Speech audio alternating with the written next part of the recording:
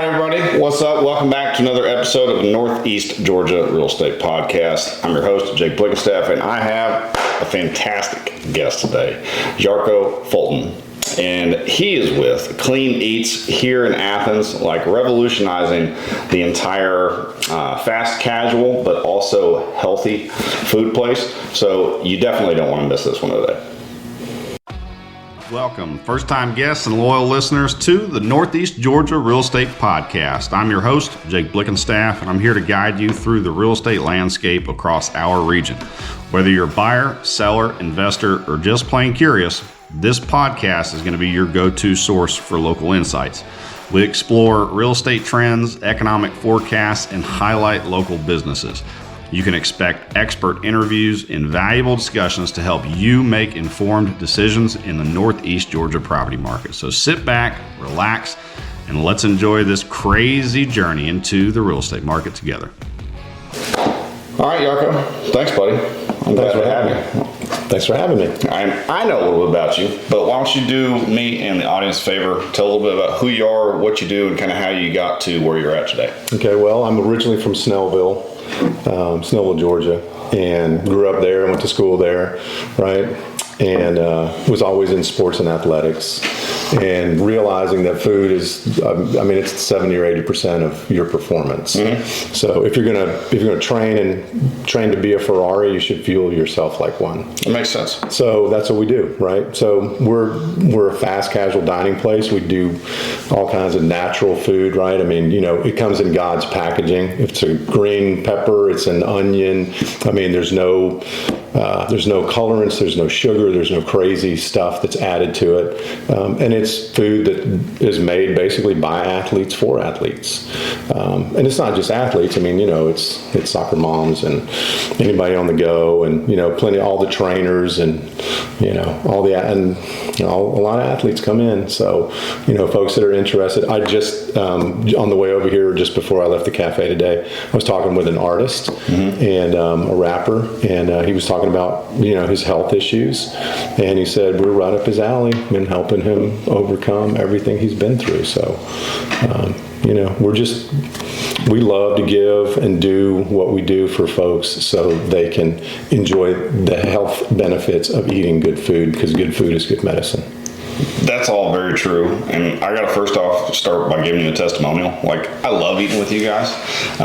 So I think the majority of the population that are kind of like awake to the understanding of like what you're putting in your body really have started to transition. Like, I honestly try to avoid like absolute fast food and processed foods like the plague, just because, exactly like you said, what you're putting in your body has a direct output on the way you operate. But being able to come into you guys, not only is it quick and it's fantastic food, but I also usually look at what's the cost per meal that you're looking at whenever you go to these places. Because if you were to do just like a like and kind exchange of like grocery shopping, for instance, so if you transition from your traditional big box stores, Kroger's, Walmart's, whatever, and then you were to go over to like Whole Foods, you're going to see a big difference in pricing. But the cool part about you guys is that like you are right there cost wise with everybody else, if not cheaper, and it's better for you. So like for me, that's the entire sale. So I love that about you guys. Well, thank you. I appreciate that, because that really is the value proposition. Mm-hmm. The fact that and not only is it healthy and good for you, and the fact that Diane and I and Chris and Rachel make all the food there in-house, right? It is cheaper, and the variety is incredible. Yeah. So you're not, if you're going to try and do your own meal prep, that's great, but you can only eat rice and chicken, so many times. Yeah. So you do want that variety. Yeah, I appreciate that testimony. Yeah. Thank you. No, that's good stuff. So tell me a little bit about, I know you said you're originally from Snellville. What brought you to Athens? Oh, the cafe. Okay. Well, so like I said, I've been in sports my whole life, right? So from being a swimmer, world-class swimmer, coach world-class athletes also, built a couple of swim teams, and when COVID hit, I had 300 swimmers down there at Emory at Oxford, and we ended up moving the program to Athens. Okay. And when you move 35 miles, you lose about 90% of your folks. You had to start building it all over again. But the real reason we came to Athens is the cafe. So how do we get started? We've got lots of friends, and so we were watching one of our friends' kids, and she started losing a lot of weight, noticeably, appreciably, and quickly. And I asked her how she was doing. She said, well, she's getting these meals from Columbus. Well, I thought she was getting them from her sister because her sister's a bodybuilder. And she was, but I thought she was getting them from her sister's nutritionist. But she was just buying the meals out of the freezer, out of the grab-and-go freezer at the OG Clean Eatz in Columbus, and eating 3 of those meals and snacking, in between, a couple of snacks. And she lost weight, fast. That's good. And she was healthy doing it. She felt good. She felt better. And now she's a bodybuilder. Okay. So, since we've been in sports for our whole lives, right, and coaching athletes for 45 plus years, you're always trying to teach them how to eat. Hey, this is what you should eat. You should eat this and that and something else. Like you said, you don't eat anything out of a package, right? You don't eat anything processed, really, right?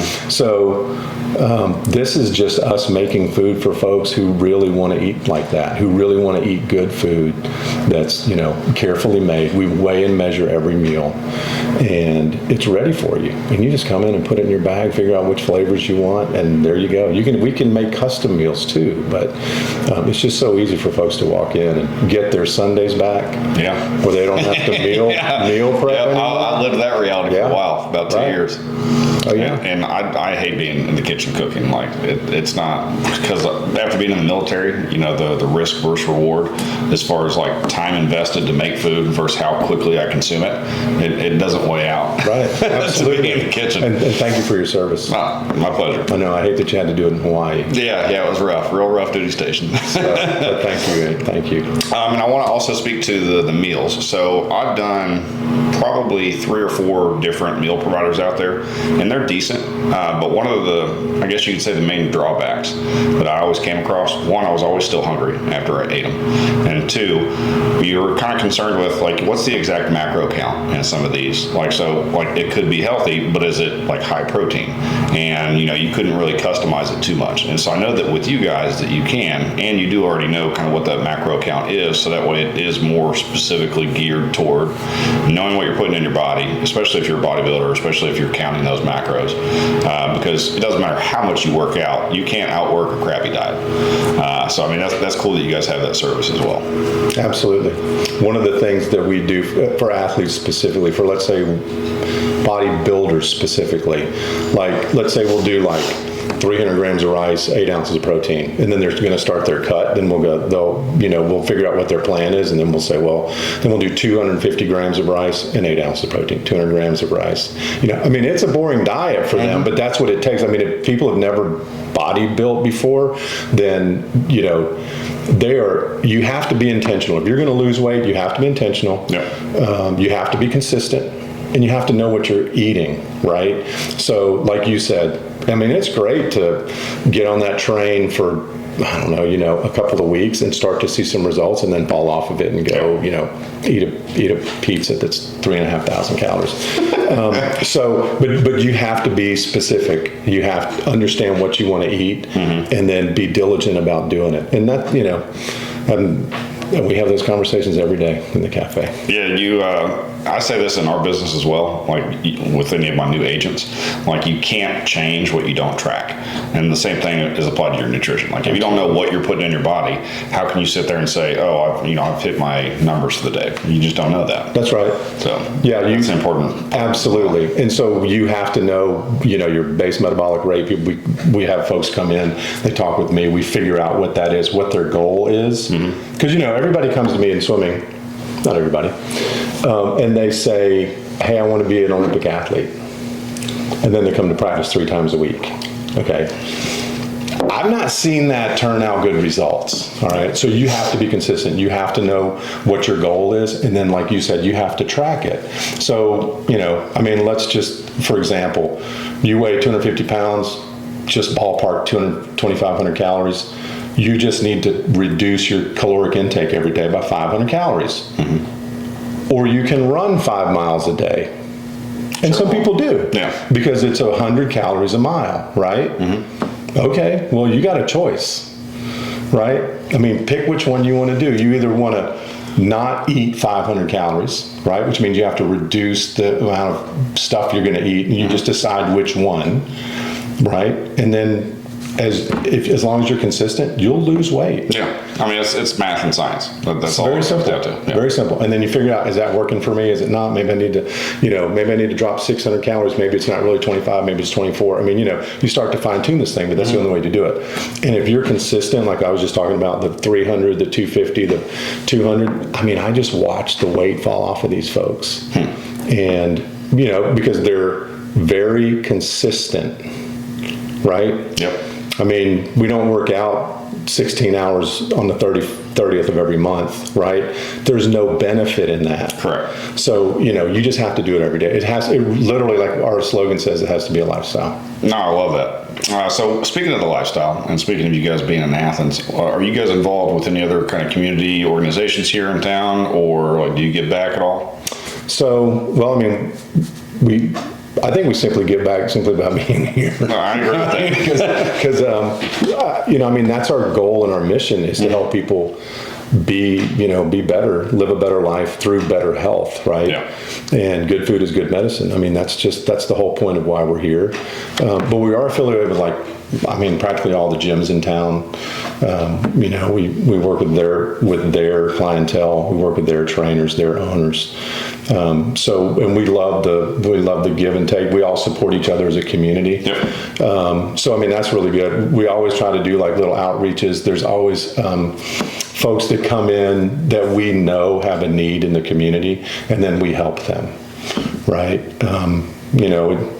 I gave somebody a meal the other day, and he said he's never been in a restaurant where they gave him a meal, and we don't do it for any other reason except we feel like that person needs it. Yeah. You know what I'm saying? No, absolutely. And you just got to meet people where they are. Yep. And so, yeah, I mean, there's plenty of different organizations that we get to partner with. I mean, Athens Health and Fitness, F45, Creed Fitness. I mean, they all come in, Fitness at 5. They all come in and, I give them gift certificates, things like that. We set up pop-ups at the different gyms, different businesses. Core Restore is a big part of us, and they do a great job of physically, muscularly aligning folks. So it's more of a holistic kind of, hey, my stuff's out of whack. Not necessarily a chiropractor, but he's an excellent doctor also. But we partner with a lot of folks in town. So yeah. That's good stuff. Yeah. So with your experience, not only carrying over from before Clean Eatz, but what would you say some of the biggest challenges that you've faced, like transitioning into, running the cafe and everything like that? I mean, learning every detail of the business. Yeah. First of all. And that was pretty easy when it was just me and Diane. So when we opened, I overstaffed, and it was great because we were able to provide, everybody a really great experience. And then I just started to transition out my labor costs, right? So keeping an eye on the percentages of whatever your business costs are. And then my son, who, you asked me earlier how we kind of got in this business. Well, he went to the Culinary Institute up in Hyde Park. So he's okay, very cool. He's a regular Bobby Flay. Okay. So Chance was with us for the first 2 years, and that's like a big deal, right? I mean, for a restaurant to make it for 2 years. So that's one of our greatest successes, I think. But anyway, so Chance now is down at the Ritz-Carlton Lake Oconee running their Amor del Lago restaurant for them. Very cool. So so he left, and Sarah, his girlfriend, was with us, and now she's in management with Enterprise Rent-A-Car. But learning the business, one of the biggest challenges, besides getting it started and besides the vision and working through all the details and, getting through the health department and all the paperwork, right? But I think when you become intimate with your business and you understand all the nuances and details, it helps you be a much better business owner. Oh yeah, completely agree. You can't outsource something that you don't know. Right, and you should, right? So, for example, I'm not the guy I can't just be a scuba diver. I taught Patty scuba for a decade. I can't just be a swimmer. I have to have a swim team and it be successful, right? Yeah. Go big or go home. Right. I mean, you just, and so if you decide you want to, if you decide you want to do something, you should love what you do, but you can also learn to love what you are doing. So, you know, and I mean, there's a distinction between the two, right? So sometimes folks think that they just have to love what they do. Well, I mean, you can like it a lot, and you can love something else, right? You know, I love to deer hunt. You know, I love to go fishing. I love to spend time with my wife. You know, I don't necessarily have to love the restaurant business. I do because of what we do for people. Yeah. You know, they come in, everybody has a story, and that's what I want to hear. I want to hear everybody's story. I want to know where they come from, what's happening, why they've changed. You know, the guy said, you know, so now that I'm in better shape, now that he's in better health, he's eating, you know, well, he's eating our food. And he says, now when I eat somewhere else, you know what I taste? I said, what? He said, chemicals. Yep. That is real. I said, yeah. I said, your taste buds and your body attenuates to the fact that I'm eating God's food. I'm eating this thing that God made in a package. Like, so I kind of stratify food by the alphabet. If I eat an apple, that's an A food. If I mash it up and, I don't know, put some sugar on it, maybe that's a B food, okay? If I completely transform it and turn it into like an apple pie, that's probably like a D food. You know what I mean? Because there's so much else in there. So we try and stay in the A range, you know? And once you get out of the A range, like you said, you start to taste it and your body says, man, I feel like crap. Why do I feel so bad? I mean, you just ate. Garbage in, garbage out. Right. You just ate what is supposed to be good on this planet, and you feel like that, that's not okay. Yeah. I mean, you should eat good food, and when you leave, you're like, wow, I feel great. I can go work out. I can have a conversation. I don't have to go take a nap. You know. Although we did just get finished with Thanksgiving. Well, you know, yeah. that turkey and the tryptophan usually has a pretty good effect on us. And you felt it, and everybody felt it. Yeah. But what's hard for me to come to grips with, and that is, people feel like that every day, and they think that's okay. Yeah, that's tough. I mean, you get used to what you get used to. Yeah. I mean, you're kind of day in, day out. And unfortunately, one of the biggest challenges that I've noticed is that you don't know what you don't know as well. So like if that's the environment that you grew up in, whether it was from family or kind of your social economic situation, and like that was just all that you knew existed, sometimes you don't know that there's a different way to be able to go about those things. So that's one of the reasons why I love doing this stuff as well, just kind of give exposure to things that are not only business related, but also good for you as well. So it's good for everybody the way I look at it. Yeah, absolutely. So with, I don't know if it would be more along the lines of within the industry or just with nutrition, but how do you guys, have you got anything that has come up that you had to adapt to or change with conditions wise, regulations or anything like that throughout your business? What does that look like? Can you speak on that for a minute? Yeah, so, I mean, of course, the cost of food has gone up dramatically. Yeah. Right? Friends of mine used to get like the same list of food from one of the big box grocery stores, and it's gone up like 2.5 times in like 3 years. Yeah. So, I mean, if it costs $1, it's $2.50 now. I mean, that's a huge hit to them. So, but that hits us too, right? Trying to keep our prices in line with that. And so, like I told you, like we were talking about before, it was, hey, just kind of a matter of figuring out, you know, where we can cut the costs and make it work out. But I mean, there's been a lot of ups and downs, and things can go sideways in the restaurant business pretty fast. Oh yeah. I mean, there's a reason that there's a statistic that first off, businesses, but restaurants primarily, if you make it past your first year, you're doing great. But if you make it past your 5 years, you're probably going to be around for a while. Yeah. But usually those two milestones are the ones that where most people crash and burn throughout it. Yeah. Oh yeah. Well, I mean, you know, year number 2, that's a big deal. So we just celebrated that. So we're 3 or 4 months beyond it. So congratulations. Well, thank you very much. I appreciate that. There's been no autopsy yet, so that's good news. Yeah, it's been quite. I mean, there have been a few challenges. There've been a couple things that have come up and down, but yeah, you know, what is it? Adapt and overcome. It's just what you do. Yeah. You just decide, hey, I'm going to continue to move forward. It's just a speed bump, because you know, I mean, any scenario that comes up is just a problem to be solved. You know. And I think in the restaurant business as well, we see this, or have seen it a lot over the last, I'd probably say 5 to 10 years, probably more so in the last 5, like fast food industries. So increasing food costs like you were talking about, and labor probably diminishing, especially as we came out of like COVID.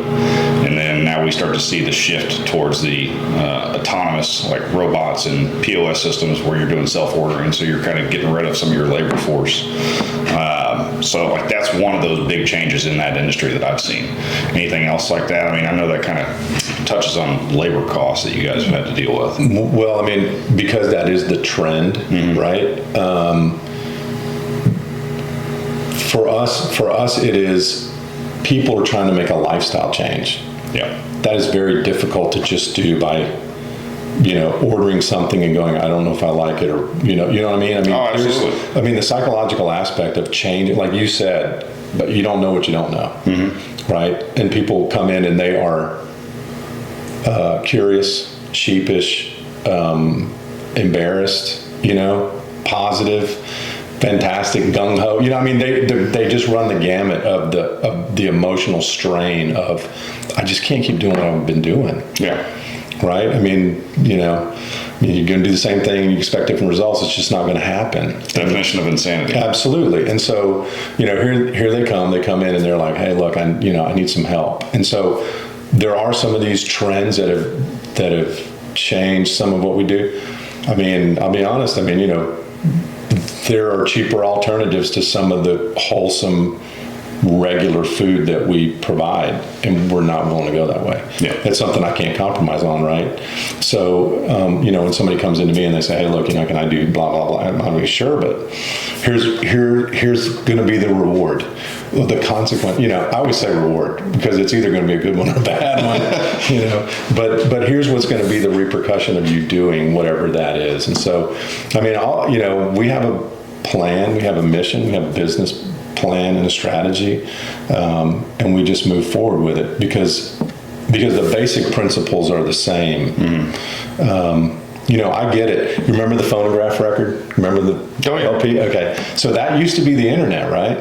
I mean, you put that thing on, played it there.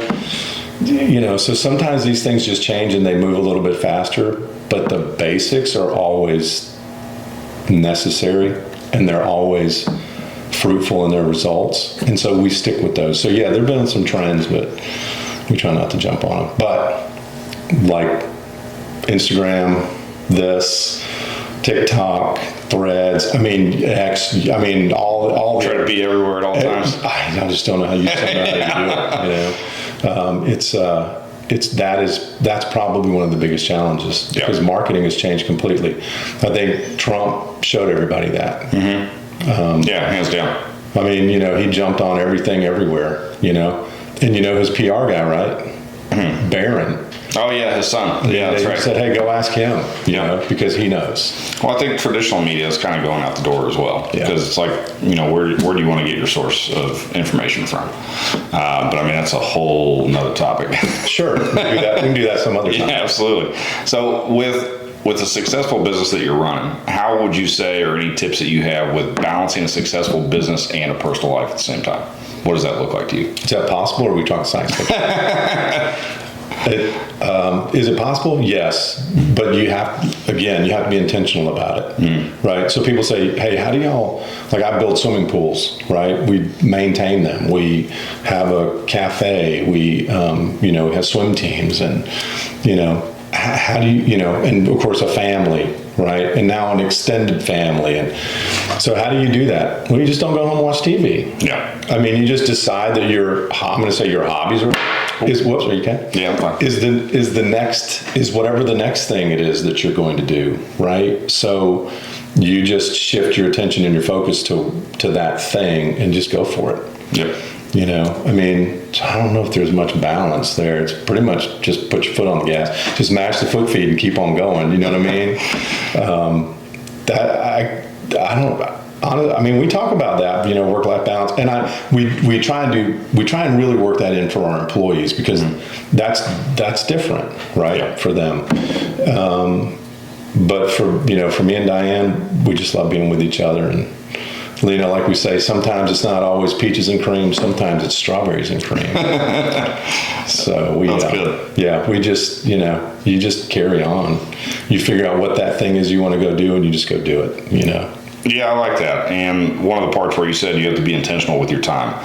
So me, for instance, I live and die by my calendar. So much so that like I schedule date nights on there, and I have to have it on there because if it's not on there, most of the time I miss it. And the way that I look at it is if I'm not putting it on my calendar, I'm not being intentional with my time. And so I want to make sure that, you know, I view work and business the same as I view my relationship. It's like, hey, I'm scheduling it, like, because you're important. And it's not just, I'm just saying that, but it's like, I'm making time for you. Same thing with family, you know, family time between like 6 and 8 or whatever that looks like. So I think it's important everybody has a different definition. That's why I always like to ask. Absolutely. You know, we have a finite number of Saturdays. They don't just keep coming. Mm-hmm. One day they stop. So what are you going to do with your Saturdays? And when I was younger, that was different than me being on this end, you know. And you know, if it's important enough to talk about, it's important enough to write it down, and it's important enough to schedule it because it's important. Mm-hmm. And I'm a list guy anyway. So if I don't make a list, it doesn't happen. Now that I realize how important your schedule is, I apologize for earlier. That's all right. We had to reschedule by a couple hours. It's no big deal. So what advice would you give to any other aspiring business owners, not maybe even just in the restaurant business, but just in general? Be you. Everybody else is taken. I like that. Yeah. Be authentic, be genuine, do your thing, know your business. Don't be scared to start, right? There's so many great ideas on a Post-it note on somebody's desk somewhere and nothing happens because people don't know how to implement, right? How do you take that idea and turn it into action? Just get started, make your list, figure out the top 5 things, 3 things, 1 thing, I don't know, something, and just start, right? And you don't necessarily have, I mean, if you love what you are doing or what you've, you know, decided you want to do, that's great. If you like it and you're doing it for, you know, I don't know, maybe it's got some kind of monetary, you know, valuation versus, you know, something else, or it's just it's a good business system or whatever, you know, go do it. I mean, you know, Diane and I built a life on impacting people. Yep. And positively. I mean, one of the greatest quotes the lady told me, she said, thank you so much. And her son was old, you know, he was like 25. I mean, he graduated out of some program. And she said, thank you for, my son never knew how bad he was. I was like, what? Is that a nice thing for you to tell me? And she was like, yeah, you're so positive. You just always you know, everybody has a talent. Mm-hmm. And it doesn't mean that because what they're doing now, they're not good at it, or they don't think they're successful. Doesn't mean that, I mean, that has no bearing on their self-worth. It just means that's not for them. Yeah. So you know, college is not for everybody. Right? Vo-Tech folks make a lot more money than a lot of college students, you know, college graduates. Yeah, these days especially. Absolutely. Especially with the shrinking, you know, number of people that are willing to be welders and pipe fitters and stuff. And all different kinds of Vo-Tech stuff. I'm doing it too. You know, but just figure out what you want to do. Just go for it and do it your way. You know, do it kind of how you want to do it. And see how that goes. I mean, you know, there's plenty of copycat stuff out there, and that's a good idea, maybe to kind of get started and get your feet wet, but you're going to figure things out, see things your own way, and people should follow their own intuition also. Yeah, you spoke about something that I actually just saw the other day. It was the fastest that you can go from idea to implementation, you will outwork the majority of your competition. Because exactly like you said, there's some people that are like, hey, I have a great idea about this, and that's where it stops. So if you can even go do it a crappy job at it, well, you've probably done it now more than the majority of individuals that just stopped at idea. And so if you just always are trying to like, hey, as soon as I get an idea, I'm jumping into action as fast as I can, regardless of how good or bad the result is. But if you make that become a habit, like your life really starts to change. Because now it's a matter of like, oh, as simple as like being at the house. I thought about cleaning the house today. Oh, okay, I'm gonna go ahead and just start cleaning. Instead of idea and then I'm gonna go back to watching TV. Or idea and I'll do that later. You know, that's like the right now mentality. So now I love that. 100%. I built a career in a phone factory on just that exactly, right? hey, they call me up, can you do so-and-so? Hey, what do you think about this? Hey, that's a whole nother story too, but that was a completely different life than what this is now. And I was the implementation guy. Yeah. Hey, you think you can do this? Sure, give me 10 days. Probably about 8 days we had it done. So with intentionality and focus, yeah, and you can do it with a lot less people and resources than you really think you can. Mm-hmm. You know, a lot of folks think they need all this massive team and this entourage that just surrounds it, and you're just like, no, you just need you, man, and just go for it. No, I love that. Yeah. So as we close up, is there any kind of special gift that you could potentially give any of our lovely listeners if they kind of come into the store and they say, hey, man, I heard you on the podcast, anything like that? Just one. Or if you have multiple. I have multiple. I have at least 3. Man, do you hear that? Mm-hmm. Multiple gifts. All right. So the first is, you already know about it, but the first is when you ordered the meal plan for the first time. And it's like, it's called meal plan, but it's really just meal prep. Hey, here's 6 meal prep options we have every week that come out online. So go online, sign up for the meal plan email, pick Athens, Georgia, and then that way it's germane to our area. And up to the first 10 meals are 50% off. So they're like not even $4 each. So everybody on the planet should order at least 10 meals. Yeah, that's awesome. Right? And take advantage of that, right? It always hurts me when somebody walks in and they're like, I got 3 meals. And I'm like, you just want to fill in, some more out of the fridge that we just made them and get up to 10 because they're so cheap. So that's the first one, but it's a great value proposition because they're still inexpensive after that anyway. They're like $7.50. The second one is when they come in and they're affiliated with you or they saw us on this podcast, then they just say like 𝐃𝐑 is going to be the little promo code. Okay. And then they'll get 10% off. Okay? Nice. And then the third thing that I'm going to leave you with is gift certificates for your realtors that are affiliated with you. Yep. And when they sell a home, then they can give the homeowner a gift certificate for a free meal in the cafe, right? That goes with the house. So that's going to be a perk for you to give to your folks. Yeah. And then that way they'll at least be able to come in and decide whether they like it or not, right? And that'll be good through all of next year. Okay. So all of 2025. Man, that's huge. Yeah. No, So I love that. I figure, might as well, share the love, spread the word, see if people like it or not. I promise you'll love right, it. and give people the opportunity to put your money where their mouth is, right? Because you were talking about how much you like it, and just welcome them to the community. It's good stuff. One of my employees used to work in Roswell, and she said the people are so much nicer around here. No offense, Roswell, but she said it's just a great community. The people that come in, everybody's nice. Everybody's, I don't know, they're talkative. Yeah. They're, almost as verbose as you and I. Yeah, I like Athens pretty well. Oh, yeah. So as we close out, if anybody wants to get in contact, what are some of the best ways to do that? Social media, website, anything like that? Yeah, Instagram at Clean Eatz Athens, GA, website, cleaneatz.com, and just look for Athens. You can go to locations, you'll click on the locations button down in the hamburger, and then click on Athens, and it'll take you to our website. Awesome. Yeah. Well, I appreciate you coming on. Of course. Thank you for having me. All right, guys. We'll catch you on the next episode of the Northeast Georgia Real Estate Podcast. Thank you for tuning in to another episode of Northeast Georgia Real Estate Podcast. Now, I need your help, guys. I am working towards an absolutely massive goal for next year of creating new opportunities that will allow me to not only serve my clients better, but help them achieve their commercial real estate goals as well. Key focus for 2025 is going to be for me to acquire 2 additional commercial properties, further expanding my investment portfolio and my impact in our community. This journey will allow me the freedom to spend more quality time with my family, which is the end goal.